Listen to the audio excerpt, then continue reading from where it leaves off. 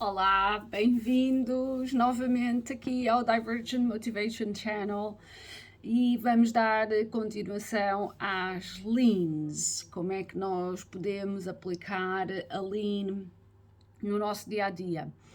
Eu ontem, no vídeo anterior, esqueci-me de falar de que há um procedimento que vocês podem fazer antes de iniciar a Lean, e isto tem a ver com aquilo que nós chamamos Opportunity to Withdraw. E isso pode ser feito no sentido de às vezes nem é necessário iniciarmos uma Lean, porque só o facto de enviarmos esta carta acaba por o outro lado desistir e não fazer, portanto, não tomar nenhuma ação, ou no caso de ser dívida, passa a dívida novamente para quem eles dizem que tem a dívida e não sei o quê. Então, o que é que eu vou convosco analisar? Vamos analisar o conteúdo desta carta. Podem encontrar estes documentos lá no meu Telegram as well. Está, se não está traduzido, não traduzi para o português, mas isso depois também vocês podem fazer essa tradução. Está under the opportunity to withdraw and resolve. E está em Word, se eu não estou em erro, portanto é fácil depois vocês fazerem a tradução do documento, tal e qual como eu também fiz aqui, e emendarem alguma coisa que haja para emendar e não sei o quê, mas basicamente o documento está feito, está em branco, para vocês fazerem. Portanto, vamos analisar esta carta, que esta carta será, em muitos dos casos, o stop dessas agências. Se vocês quiserem, através desta carta, se houver resposta do outro lado, onde eles continuam a insistir, então aí sim partem para a Lean. Se for um caso de coisas banais, tipo um parking ticket ou uma multa, ou essas coisinhas assim, que são coisinhas pequenininhas, não é? Que não é esta carta resolve logo essa situação em 3 tempos. Eu já tive a oportunidade de utilizar, a maior parte das vezes utilizo quando são coisas assim estúpidas, que eu não quero perder muito tempo, portanto esta é uma das cartas que eu envio logo também, e eu digo-vos, para tudo. Eles dizem, ui, não vamos mexer com isto, porque está difícil. Mas vamos lá ver o que é que está dentro desta cartinha para esta cartinha ser tão eficiente. Nada daquilo que está aqui é novo, isto tudo está dentro do affidavit, portanto isto foi retirado dentro do affidavit, porque está lá dentro do caso, foi exatamente esta carta que o Baron David Worth também usou e muitos de nós usamos também. Portanto, vamos ver. Portanto, logo aqui no início nós temos privado e confidencial, sem preconceitos, por e em nome do senhor, senhora, whatever. Depois colocam o vosso endereço que vai aqui e o código postal. Aqui deste lado será o nome da agência que diz que vocês têm a dívida. O endereço deles vai aqui, o código postal. Se for enviado por registro, põe aqui enviado por registro a data tal. Nice, já penso que vocês também já tenham mais ou menos uma ideia. Vou só aumentar aqui isto para termos um bocadinho de melhor visualização. Talvez menos um bocadinho, mais para lá, ok.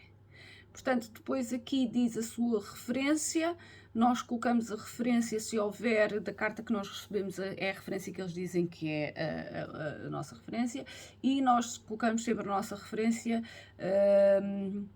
por exemplo, se for uma dívida da empresa que for, Intrum Justiça, o que é lá isso, eu não sei, não estou em Portugal, não sei quais são, mas devem haver umas coisas também. colocamos isso e depois dívida 01 ou 001, isso já fica ao vosso critério, porque isto é o vosso registro, portanto vocês têm que fazer os vossos registros e depois têm que saber identificar dentro das vossas pastinhas o que é referente a quem, portanto façam a vossa própria identificação conforme acharem que é o mais correto. Ora, a seguir vamos aqui aonde aqui eu tenho aviso de oportunidade para retirar, aviso ao agente é aviso ao principal e aviso ao principal é aviso ao agente. Não ignore este aviso, ignorar este aviso terá consequências legais. Para evitar dúvidas, esta comunicação não constitui uma queixa ou um litígio. Dúvidas porquê? Porque esta gente trabalha nas presunções. Todas as cartinhas que eles mandam é baseado nas presunções e baseado no assumir que alguma coisa se aplica. Pois então nós aqui já vamos dizer que não tem nada a ver. Portanto, isto é o que está aqui escrito e quer dizer exatamente aquilo que está aqui escrito. Ora bem, para evitar dúvidas, esta comunicação não constitui uma queixa ou um litígio, não sabemos a quem nomear como destinatário desta comunicação, uma vez que o remetente falhou no seu dever de cuidado e não assinou o documento datado, põe a data que for. A ação de não assinar legalmente o documento significa que nenhum homem ou mulher vivo assumiu a responsabilidade legal pelo conteúdo do documento em nome da agência tal. O próprio ato de não assinar o documento torna o documento nulo e, por conseguinte, não legal e inutilizável nos termos da legislação em vigor. Ora, portanto, este documento será mantido em arquivo como prova material efetiva, portanto a cartinha que chega a vocês é a cartinha que vocês guardam, porque é ela mesmo que vai se tornar a prova material e efetiva do vosso caso, uma vez que representa as atividades criminosas da agência XXX, quer tenham conhecimento desta transgressão ou não. A ignorância da lei não é uma defesa e todos os representantes da agência tal são culpados pela legislação em vigor porque um indivíduo não assinou o documento. Este é um facto que deve ser entendido. Não existem meios legais reconhecidos para responder a um pedido de pagamento sem uma lei assinada. Portanto, neste caso é ver o Bills of Exchange Act de 1882, tem que haver algo comparativo em Portugal. O que é que vocês têm que fazer? Têm que ir à procura daquilo que está em vigor em Portugal e trocam esta parte aqui pela respectiva que esteja em vigor em Portugal. A lei de contas e troca, olha, eu acho que até está aqui, a lei de contas e troca de 1882, portanto é capaz de ser por aqui que vocês podem ir. Portanto é só retirarem este textozinho aqui, colocam no Google e vão ver onde é que isto vai dar e depois é só lerem o que lá está e ver se tem a ver com o contexto que se enquadra aqui ou não. Baseia-se num contrato comercial, acordo ou acordo pré-existente. Não existe nenhum contrato comercial permanente ou acordo entre o senhor, o vosso nome, e a agência de dívida. Se o senhor, o nome, cumprisse voluntariamente, o vosso nome neste caso, se o senhor cumprisse voluntariamente o pedido de pagamento sem uma fatura comercialmente reconhecida, então o senhor, terá dado conscientemente o seu consentimento e conspirado para uma ação comercialmente fraudulenta. Isto, por sua vez, tornaria o senhor culpado pelo regulamento atual. Para essa ação, o senhor não criará conscientemente essa responsabilidade ou essa culpabilidade. Por isso é que eu digo, é importante que vocês vão ver qual é a lei que está em vigor, que é igual a esta, porque tem que haver uma igual, e depois vocês, ao lerem aquilo, também vão perceber que se vocês fizerem algum tipo de pagamento, porque todos estes pagamentos estão enquadrados no âmbito comercial, ora, se é comércio tem que haver um contrato. A não existência desse contrato não pode haver uma obrigação. Percebem? Já ouço as vossas cabeças tipo a explodir, mas o que é certo é que isto funciona. E lá está. Vocês não vão querer criar problemas para a vossa vida, certo? Uma vez que já sabem, uma vez que já leram o affidavit, esta é a situação. Portanto, lucrar com o engano é um ato de fraude. Ver a lei de fraude de 2006. Eu acho que eu a tenho aqui algures. Já vou ver o que é que eu puxei ali. Portanto, insistir ou exigir pagamento sem um acordo comercial pré-existente que se baseie em factos apresentáveis sobre a forma de um acordo comercial é um ato de engano. O pagamento é uma atividade comercial. Really? Não há nenhum indivíduo nomeado na parte inferior do documento. O próprio ato de não haver o nome no documento também torna o documento nulo. Por isso é que eu digo que vocês, todas as cartinhas que chegam, vocês depois têm que ir ver o documento tipo com os vossos Inspector Gadget goggles e analisar o documento porque aquilo está cheio de fraude. Cheio.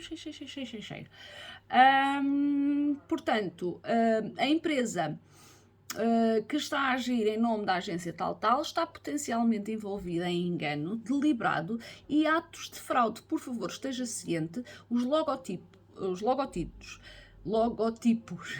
títulos da empresa não fazem reclamações, não estão vivos ou respiram e não podem falar ou escrever. No entanto, os homens e as mulheres podem. Então, qual é o nome completo do homem ou da mulher que reivindica a alegada dívida? Se vocês inclusivamente forem ao meu Telegram, vão ver que várias vezes eu coloco posts sobre isto. Porquê? Porque nós estamos tão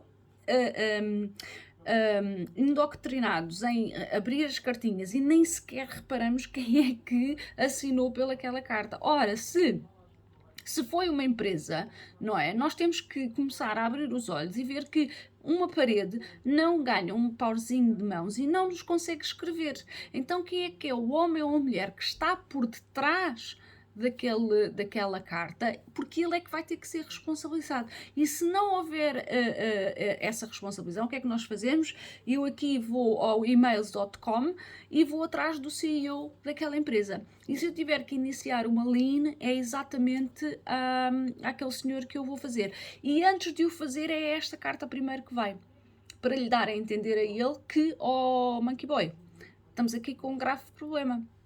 E agora como é que é? Quem é que te vai assistir?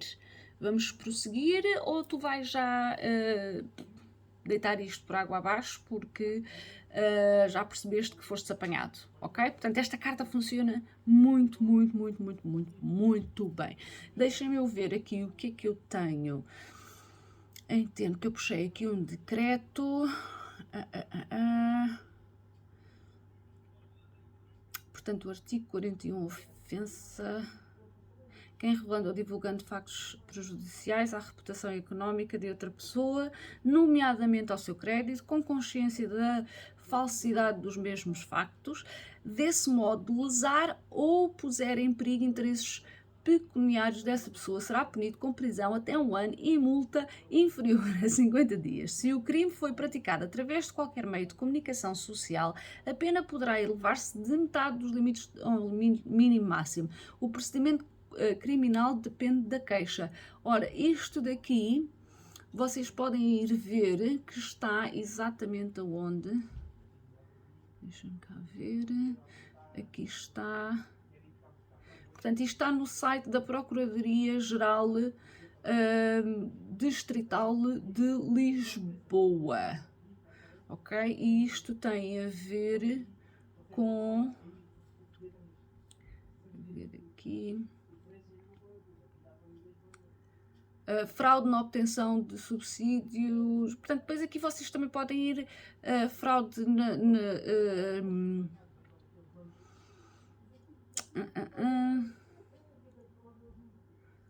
portanto, vocês têm aqui, não dá para ver aqui de lado, mas tem, se vocês forem aqui à Procuradoria-Geral Distrital de Lisboa, fraude.pt e colocarem aqui na legislação fraude dos documentos e por aí fora, vocês vão dar aqui onde é que está aquilo que é equivalente àquilo que eu vos estava a falar aqui nesta secção. Portanto, é uma questão de vocês também fazerem a vossa própria pesquisa, porque a maior parte deste trabalho passa por nós sabermos fazer discovery, que é a nossa pesquisa, é nós pesquisarmos por nós mesmos, porque quanto mais nós o fizermos, mais ágeis e mais aptos a perceber o que é que nós estamos a fazer se torna, e dá-nos um certo poder, porque nós fomos à procura, ninguém nos disse e está ali, ok? Portanto, chamamos agora a sua atenção para o seguinte, e a atenção é chamada para a Lei das Empresas de 2006, secção 44, onde diz execução de documentos. Obviamente que este daqui está relacionado aqui no UK, mas vão ter exatamente o mesmo equivalente em Portugal. Portanto, na execução de documentos, de acordo com a lei de Inglaterra e do País de Gales ou da Irlanda do Norte, um documento é executado por uma empresa pela posição do selo comum ou por assinatura de acordo com as seguintes disposições.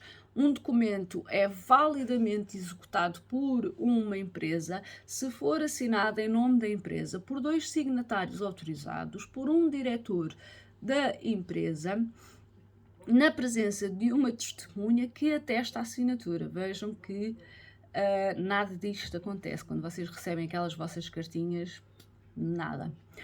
São signatários autorizados para efeitos da subsecção 2. Todos os diretores da empresa, no caso de uma empresa privada com secretário ou uma empresa pública, o secretário ou qualquer secretário conjunto da empresa, um documento assinado de acordo com a subsecção 2 e expresso em quaisquer palavras a executar pela empresa tem o mesmo efeito que fosse executado sobre o selo comum da empresa.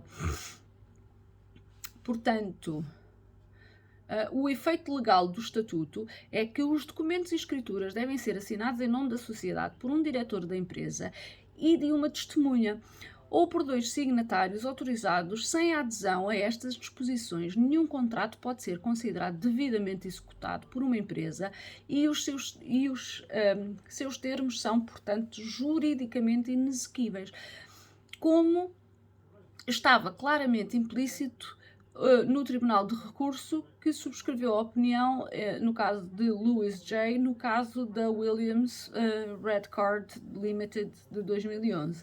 Para que um documento seja executado por uma empresa, deve ou ter o selo da empresa ou cumprir com a secção 44 para que entre em vigor como se tivesse sido executado sob selo. A subsecção 4 exige que o documento não seja feito apenas em nome da empresa, cumprindo os 2 requisitos alternativos para a assinatura em secção 4.2, deve ser expresso em quaisquer palavras a ser executado pela empresa. Isto significa que o documento deve alegar ter sido assinado por pessoas mantidas como signatárias autorizadas e mantidas para assinar em nome da empresa. Deve ser evidente pelo rosto do documento que as pessoas que o assinam estão a fazer algo mais do que assiná-lo em nome da empresa. Deve ser evidente que estão a assiná-lo em nome da empresa, de modo a que o documento seja tratado como tendo sido executado pela empresa para efeitos de subsecção 4 e não apenas por um agente para a empresa. A Lei da Fraude de 2006, secção 4, fraude por abuso de posição, é uma pessoa pode ser considerada como tendo abusado da sua posição, embora a sua conduta consistisse numa omissão e não num ato. Ora, se um representante nomeado da agência da dívida a agência que fores, não puder apresentar provas de que a carta datada enviada a vocês não é uma fraude, então vamos assumir que se trata de uma fraude e os representantes da agência, tal, estão agora a conspirar com ela. Devido à gravidade desta alegação, precisamos de garantir que a reclamação da agência da dívida contra o Sr. tal, trata-se de cumprir a legislação em vigor, sem o qual, portanto, o vosso nome, não teria êxito se prosseguisse com o processo judicial contra os representantes da agência tal. Solicitamos, portanto, que um representante nomeado da agência tal forneça provas físicas apresentáveis dos seguintes elementos. E agora é que passa aqui a batata quente. Isto é um jogo de nós passarmos a batata quente para o restante. E porquê é que nós fazemos isto? Porque se vos pedem dinheiro, é comércio. Se é comércio, é preciso que haja um detalhe de todo este processo e vocês vão ver. Portanto, no ponto 1, a validação da alegada dívida com contabilidade completa. Pois é. Uma cópia dos termos e condições relevantes e legais. Lembrem-se, a palavra legal, vocês vão aprender a amar a palavra legal, porque a palavra legal, não é? Tem uma dependência e essa dependência só vem através de um contrato, do consentimento do governado. E onde é que está esse consentimento? Cri, cri, cri, cri. Que é o que vai acontecer quando eles receberem esta bela desta cartinha. Eles vão ficar, what? Não. Ora, vamos prosseguir. Uma cópia verdadeira e certificada da escritura de atribuição, não um aviso de atribuição, escritura de novação. Esperem que eu mudei isto aqui um bocadinho, esperem lá. Lá ando eu aqui, tá bom? Não quero aqui nada. Ora, um bocadinho mais. Expansão. Mais um bocadinho para lá. Ok? Portanto, uma cópia, exatamente, a escritura de inovação, a minha assinatura em tinta molhada e um acordo trilateral entre cada parte. Porquê é que isto é importante? Porque se isto é uma agência de dívida que está-vos a cobrar uma dívida, quer dizer que eles são a terceira parte aqui na brincadeira. E isto só pode ter acontecido de duas maneiras. Estas agências normalmente vão e compram as dívidas, que eu nem sei o que é que isso é, às outras empresas a cêntimos. E eles, o A e o C, é que fazem lá o que têm a fazer e nós que somos o B não sabemos nada do que é que está a acontecer. Mas depois o A deixa de aparecer na situação e vem o C dizer que eu estou a contactar em nome de fulano de tal a quem tu deves. Ora, pois muito bem, um queijo e muito boa noite, obrigada por teres feito o que fizeste, mas já agora vamos lá ver se aquilo que tu estás-me a dizer é verdade, porque sabendo o que eu sei hoje, não é verdade. Portanto, é exatamente isto que nós estamos a pedir cá para o nosso lado. Uma cópia verdadeira e o certificado do contrato de crédito original, a verificação do sinistro, portanto, declaração sob juramento ou fatura assinada, provas de que demos permissão para passar a alegada dívida para a vossa empresa e um contrato assinado entre o representante da agência tal e nós outros. Nós, as árvores. Assim, as árvores. As árvores somos nós. Então nós queremos ver onde é que está estas coisas. Não é? Não é só, tal, deves. Não, alto e para o baile. Quem diz que eu devo o quê, quando e a que horas? e é aqui que a gente os trama, ok? Portanto, continuando, se um representante nomeado à agência XPTO não estiver na posse dos documentos acima referidos, os representantes da agência serão considerados parte num ato fraudulento e reservamos-nos o direito de recorrer plenamente através dos tribunais. Vocês já sabem que os nossos tribunais somos nós, os barões e baronesas. A gente nunca vai ao aterro, onde eles praticam lá o que eles praticam, não sei o que é que eles fazem para lá. Portanto, tome conhecimento do seguinte. A fraude é uma ação deliberada para defraudar, quando a vítima do crime desconhece não ter conhecimento de uma situação ou facto. Este crime acarreta uma pena entre 7 a 10 anos de prisão. E há um último onde há múltiplos casos de malfeitura, má conduta e incumprimento são também crimes muito graves com pena de prisão perpétua. Malfeitura é um ato deliberado com a intenção criminosa de defraudar. A ignorância não é defesa.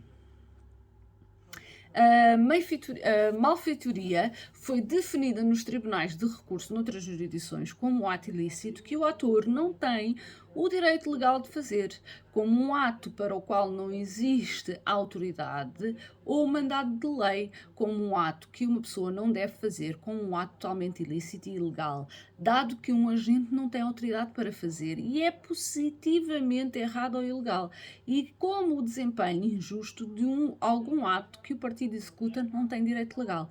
Crimes desta natureza não podem ficar impunes. Só estava a fazer o meu trabalho ou só estava a seguir ordens também não é desculpa.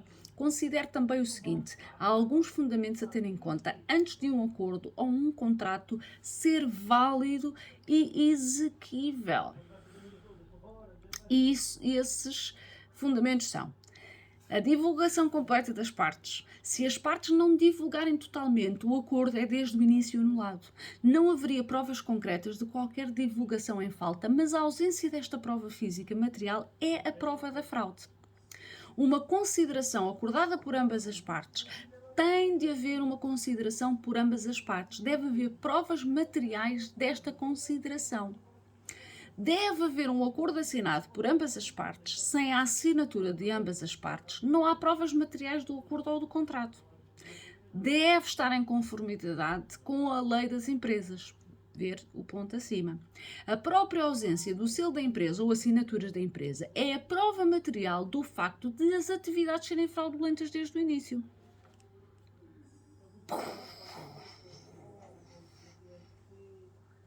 Já vamos no strike 2 ou 3. Isto é só strike. Lá vão as bolas todas. Os representantes da agência que for querem avançar mais? Bora lá! Que tal? Vocês querem? Ainda lhes damos esta oportunidade para fazer esta pergunta para ver se eles estão mesmo a fim de bora lá, não é? Em caso afirmativo, o ónus da prova é o indivíduo que alega fornecer os elementos da prova materiais para sustentar esta alegação no prazo de 14 dias, a contar da data do presente aviso. Se não forem fornecidas tais provas, não existe obrigação do senhor, não é, em pagar, o senhor ou a senhora, em pagar qualquer alegada dívida à agência tal. Aguardamos uma resposta sobre quem é responsável pelo documento. Aguardamos provas de um contrato verificado. Aguardamos provas de todas as reclamações feitas no documento que um representante da agência tal enviou para o endereço acima. Se não houver provas que apoiem estas alegações, então os representantes da agência estarão de acordo com nós e terão-se mostrado criminosos que são. Se algum representante da agência desejar prosseguir sem uma reclamação fundamentada como solicitado, iniciaremos imediatamente uma garantia comercial contra o CEO para compensar estas reclamações fraudulentas contra nós. E é aqui que entra a bela Daline. Portanto, nada mais, nada menos, não é, do que nós trazermos as soluções, não é, pelas nossas próprias mãos. Portanto, A senhora deputada, ou a senhora que for, não espera, não, portanto, neste caso, nós, aqui está deputada, mas não tem a ver com deputada, tem a ver que a senhora ou o senhor tal, tal, tal, não é? Não espera voltar a ouvir da agência tal, tal e de terceiros relacionados com esta questão, a menos que contenha todos os elementos de prova materiais para apoiar os créditos da agência de dívida, conforme solicitado, com uma confirmação escrita da retirada do processo. Portanto, isto é uma das coisas que eles vão fazer. Se eles quiserem ir pela via de ignorar esta carta, eles vão continuar e a resposta que eles vão dizer é que nada do que estava desta carta eles têm a obrigação de cumprir. Pois bem, sim senhora, vamos então para o campo de batalha. Vamos para o campo de batalha. E é aqui que entra a nossa Line. Por outro lado, se for alguém com 3 dedos de testa, vai perceber que não vale o esforço, não vale a pena, ainda nos vamos lixar a meio do caminho. Portanto, vamos lhe mandar uma cartinha a dizer que devolvemos a dívida ao setor inicial. Tadá! Isto normalmente é o que acontece. Por favor, lembrem-se que ignorar este aviso terá consequências legais. Porquê é que nós utilizamos aqui o termo legal? Porque o que nós já estamos aqui a criar é uma obrigação. Porque nós estamos a ser transparentes, nós estamos a colocar todas as nossas questões e dúvidas, e aquele que permanecer calado concorda com tudo o que lá está. Percebem? Então, sim senhora, há consequências legais e as consequências legais vão ser a garantia comercial. Portanto, sem malícia ou maldade, com sinceridade e honra, porque somos barões e baronesas. Portanto, aqui depois terminamos, como sempre, aqui, sinceramente, por e em nome da principal personificação legal pelo título de Miss So and So and So, por e em nome do Procurador-Geral da Câmara por e em nome da baronesa ou barão da Casa de todos os direitos reservados. Portanto, já sabem que tudo aqui leva o vosso selo e lá em cima o vosso crest, não é? Todos os documentos vão conforme nós sabemos que têm aqui, sem valor garantido, sem responsabilidade, erros e omissões, exceto. Sem recurso, não negociável, non-assumpsit, todos os direitos de autor reservados. E, obviamente, que acabamos aqui assim, então, o nosso documento e deixamos que este documento seja, que vá falar por nós e que vá fazer todo o trabalho antes de iniciarmos a Bela da Line. Ontem nós tínhamos ficado... Eu digo ontem porque eu fiz um vídeo ontem, mas eu não sei quem estiver a ver e que for a seguir os links das cenas, se estiver a ver todos certinhos e direitinhos para não perder o fio à meada, foi ontem. Se já chegaste aqui depois do tempo, bem-vindo, e foi num dia antes deste vídeo que eu fiz o vídeo anterior. Ai, adoro, adoro, adoro, adoro. Portanto, tínhamos ficado aqui no 8... A ver se eu aqui chego ao 8. 3, 6, 7, 8. Aqui estamos nós no 8. Portanto, se bem se recordam, ao entrarmos dentro da Line, que nós já vimos quais eram as... nós já vimos quais eram as claims que tínhamos no documento, no belo do documento, não é?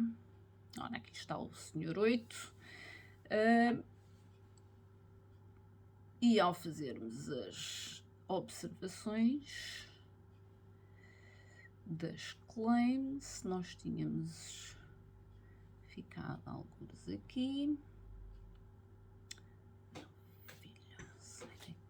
Ninguém quer aqui. Ok. Portanto, dando seguimento às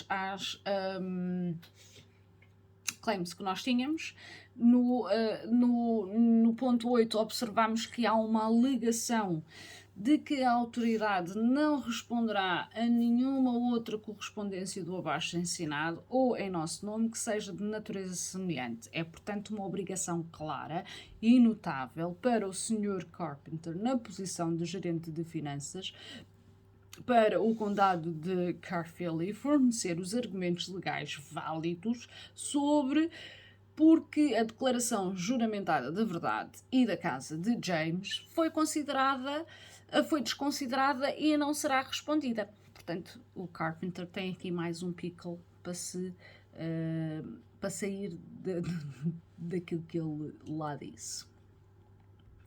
Ora bem, aqui no ponto 9... não quero ir aí, cara. Aqui no ponto 9, onde é que está o ponto 9? Ora, no ponto 9 diz que... ver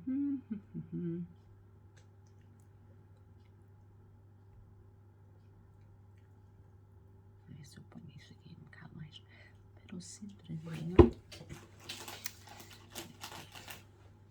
Ok, observamos que há uma reclamação de que a Sra. Rachel é obrigada a iniciar os pagamentos do imposto municipal de acordo com o aviso enviado pelo Conselho. Temos notado que a notificação enviada à Sra. Rachel no dia 31 de março não foi assinada por uma mão encarnada. Portanto, o Sr. John Carpenter, no cargo de gerente do Conselho do Condado tal, tem a obrigação formal de apresentar provas apresentáveis e materiais de que a Sra. Rachel tem a obrigação legal de fazer pagamentos programados no aviso não assinado. Pois é, meus amigos, pois é.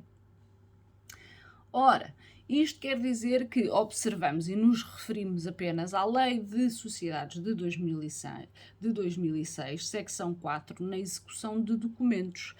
Basicamente aquilo que eu vos li na primeira cartinha, que é a primeira cartinha, nós voltamos, portanto é aquela cartinha que nós pegamos nisto daqui e voltamos a mostrar, porque esta gente acha que é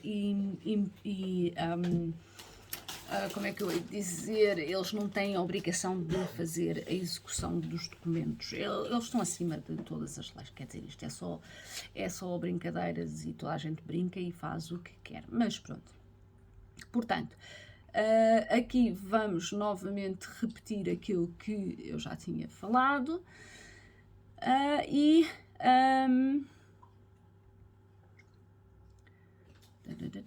Portanto, isto significa que o documento deve aparentar ter sido assinado por pessoas consideradas signatárias autorizadas e consideradas assinantes em nome da empresa.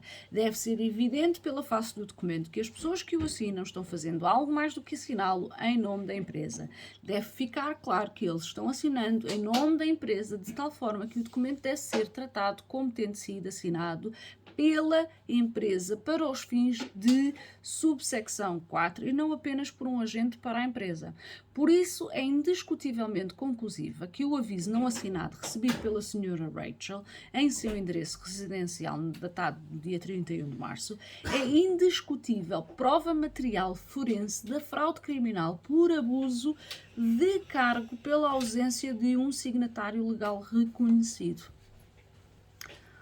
Ora, no ponto 10, notamos que há uma alegação de que a autoridade pode obter uma ordem de responsabilidade por meio de um pedido ao Tribunal de Magistrados, se nenhum pagamento for feito pela Sra. Rachel nos termos do aviso que alegou enviando para a casa da Sra. Rachel. Portanto, há uma obrigação clara e notável para o Sr. Carpenter, no cargo de gerente de finanças do Conselho tal, de fornecer a evidência apresentável e material de que existe a capacidade de um oficial de um privado tribunal da empresa para emitir uma ordem de responsabilidade em nome da Sra. Rachel.